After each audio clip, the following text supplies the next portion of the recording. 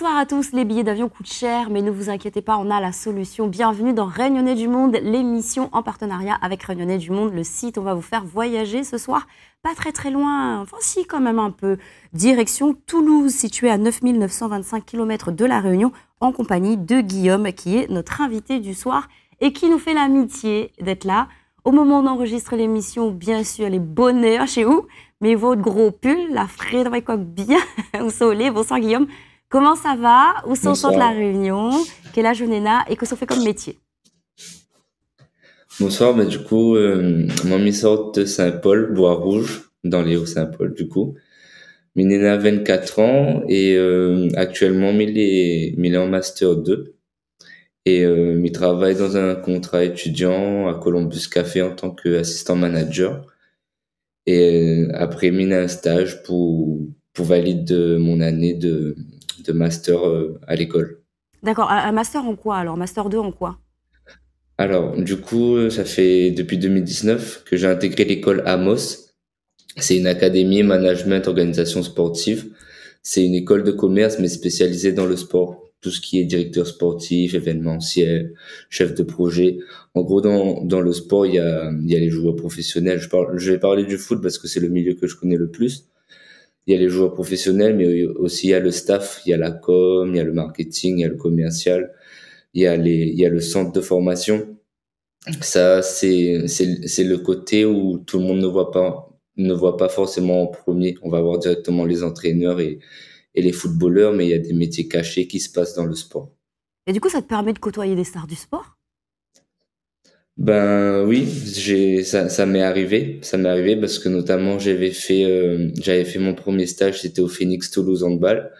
Au début, j'étais en tant que mascotte bénévolat, rien à voir avec le stage. Ils m'ont proposé un stage et j'ai eu cette chance que Nicolas Karabatic m'a serré la main en tant que mascotte Eh ben, dis pour donc. commencer. Et puis, tu as fait pas mal de stages, notamment en Angleterre, à Watford. On a une petite vidéo, on la regarde Si, ensemble si tu veux bien, et après on en discute. bien sûr. Dans la neige, un réunionnais. Pas le premier, mais on est dans la neige, quoi. Un sentiment de fierté, le gars arrive dans la neige, quoi. Moi, mais ça un peu. Alors, cette expérience à Watford.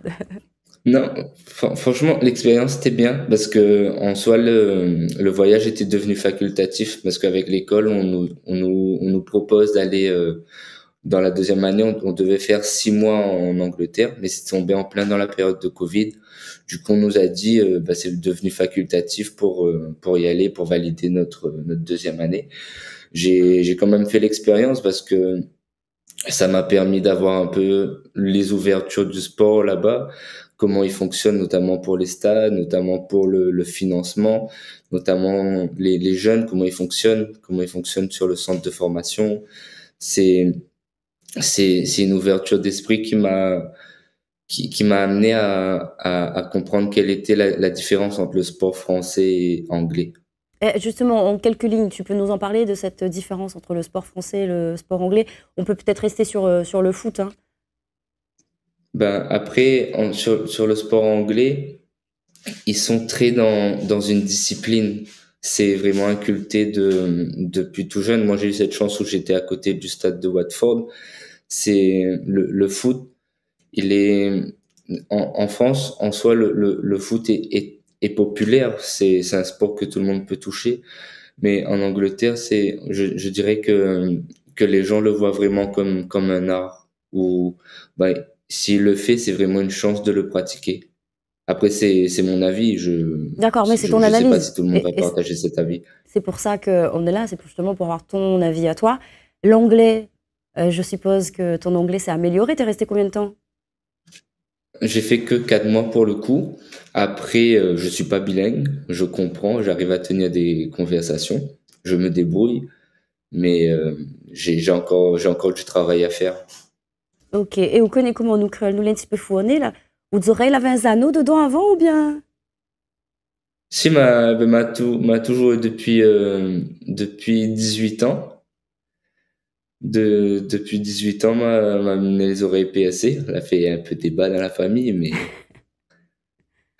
Oui, mais normalement, il n'y a ma pas un objet préférée qui rentre là-dedans, là, pour combler le vide, normalement? Il n'y a pas un truc qui rentre dedans? De quoi? Dans ton oreille? Ah, c'est une petite Ah! croix. C'est tes AirPods, tu sais quoi? De là, j'ai cru, et je suis sûre que vous aussi Oui. à la maison, j'ai cru que tes oreilles étaient percées de là. Et que c'était, tu vois, selon l'angle, mon Dieu, autant pour moi. Eh ben écoute, non, j'ai pas des yeux assez fins pour voir que tes oreilles étaient percées. J'ai cru que c'était, tu sais. Bon, bref, J'ai mis les passons. AirPods T'as parce dû en qu'il voir des y a ma styles, copine qui justement. dort, du coup. Là-bas en Angleterre, t'as dû voir des styles Du aussi totalement différents. Tu penses qu'ils sont beaucoup plus ouverts qu'en France, beaucoup plus assumés? Oui, bah notamment sur tout ce qui est l'homosexualité, le transgenre.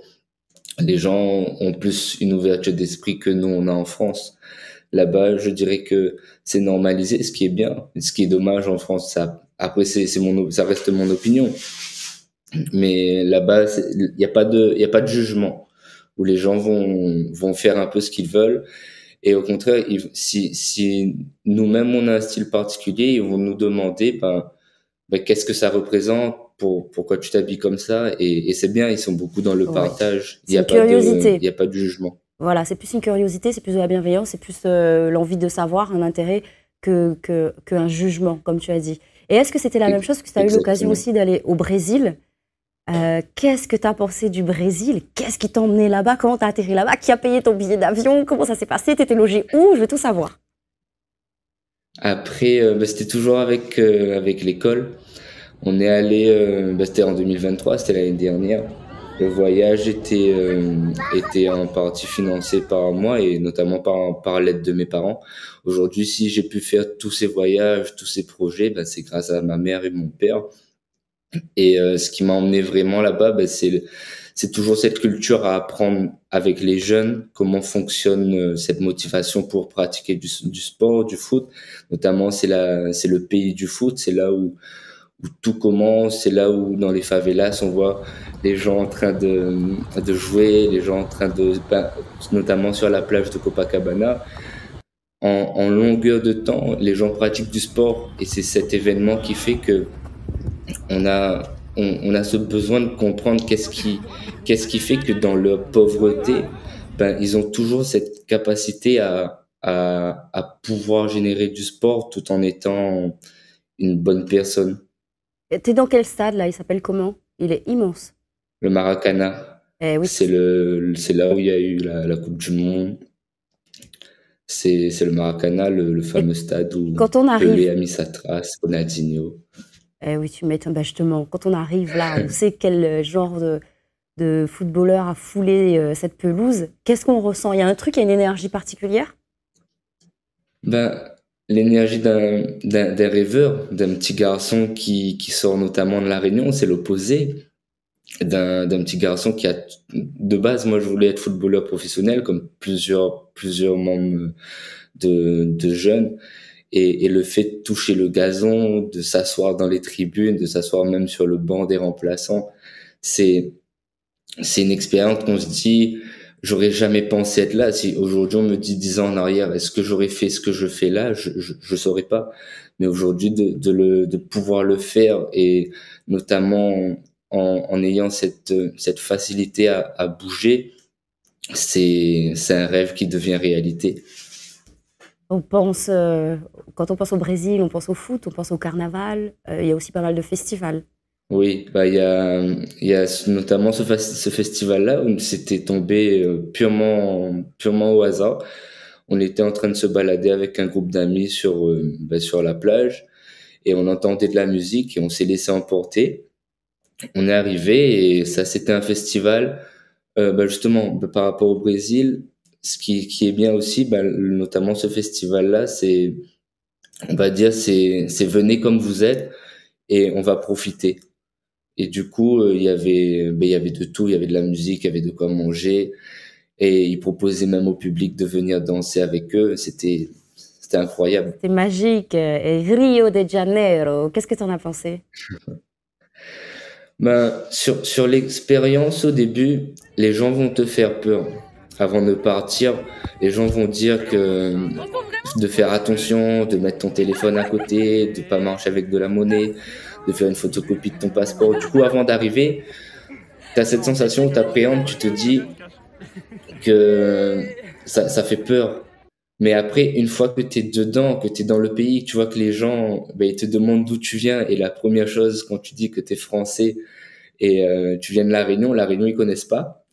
Et du coup, quand tu dis que tu es français, le premier réflexe, c'est bonjour, ça va. Après, de dire que tu viens de La Réunion, ben, au début, ils connaissent pas, mais maintenant, il y a Dimitri Payet là-bas. Du coup, maintenant, je pense qu'ils savent. Ça y est, ben, comme quoi on a des ambassadeurs de la Réunion qui permettent de faire rayonner, c'est le cas de le dire, Oui. l'île de la Réunion. Est-ce que ça a été soldé par un certificat, ce stage, par un diplôme? Oui, ben on a eu à la fin, on a eu un certificat, tout ce qui est sur le management du sport, de savoir, d'avoir eu cette compétence de comprendre le sport à l'intérieur, comment fonctionne. Ben justement, on avait fait, ce que moi j'ai adoré là-bas, c'est que le soir, il y a des organisations de matchs, des 5 contre 5. Et il n'y a pas cette manière de payer. Ils te disent de venir avec 1 kilo de tomates, 1 kilo de riz, et ça c'est ton droit d'entrée. Du coup, tu payes avec la nourriture que tu emmènes, et cette nourriture, elle est distribuée directement aux favelas. C'est Et c'est ça magnifique. qui m'a, à la fois ça m'a touché, mais à la fois je me suis dit, ça devait être tellement normal, c'est tellement normal là-bas que pourquoi ça l'est pas encore ici.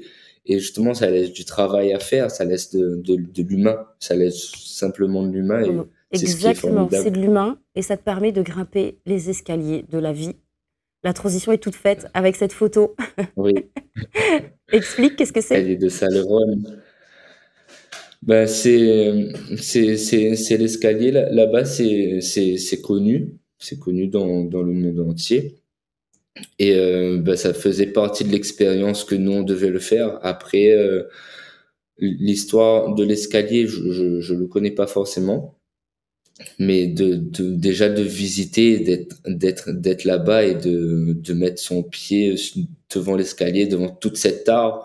Ce qui est bien, c'est que ben de droite à gauche, de en haut, de en bas, il y a une œuvre d'art où tu touches l'escalier, il y a un dessin, tu regardes à droite, il y a des personnes qui vendent des cocktails fruits de la passion, c'est des gros fruits de la passion que j'ai jamais vu de ma vie. Là-bas, ben, ils boivent souvent de l'eau coco, et c'est pas cher, parce que le réal par rapport à l'euro, on, quand on arrive là-bas, on n'est pas riche, mais on s'en sort, on est Oui, bien. on a un peu plus de l'euro, a un peu plus de valeur. Je me permets de t'écourter parce que ça y est, c'est déjà la fin. Écoute, vu qu'on n'a pas eu le temps Oui, d'exploiter toutes les questions que j'avais à te poser, est-ce que tu es OK pour qu'on se revoie demain? oui, oui, pas de souci. Eh ben, c'est parfait, Guillaume. Je te fais des Ça bisous. marche. Ciao. Et je vous Bisous, donne ciao, à vous ciao. aussi rendez-vous très vite dans Réunionnais du Monde, l'émission. Ciao.